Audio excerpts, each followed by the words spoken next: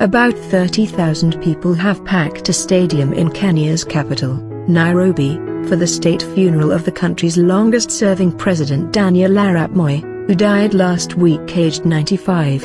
Rather than mourning, many in the crowd are celebrating Mr. Moi's life. He was a towering figure who dominated Kenyan politics during his 24-year presidency.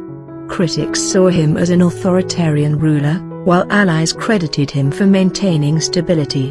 Mr. Moi cracked down on the opposition following a failed coup in 1982. Before he left office in 2002, he asked for forgiveness from those he had wronged.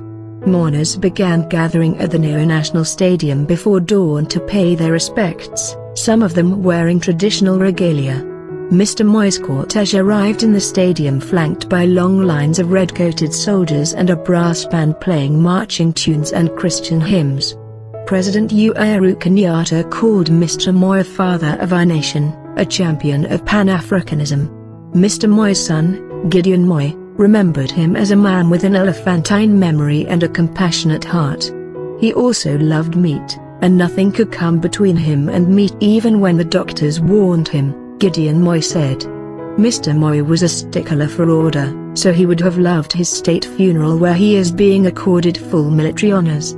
His casket is draped in the flag of Kenya and drawn on a gun carriage. It is a tradition borrowed from the British. Sharply dressed senior officers of the military marched across Nairobi led by a colorful band. Leaders from across the continent and beyond are attending the funeral. Mr. Moi played a significant role in the region. When war broke out in neighboring states, especially Somalia, Sudan and Uganda, he opened Kenya's doors to refugees and led peace negotiations. Mr. Moi has been praised for keeping peace at home in a region rocked by instability. Many of the tens of thousands of mourners at the stadium remembered Mr. Moi with nostalgia. They sang along to songs from the past praising him. They remembered his enduring legacy in education, his dedication to building schools and universities across the country and the distribution of free milk to attract children from poor regions to school.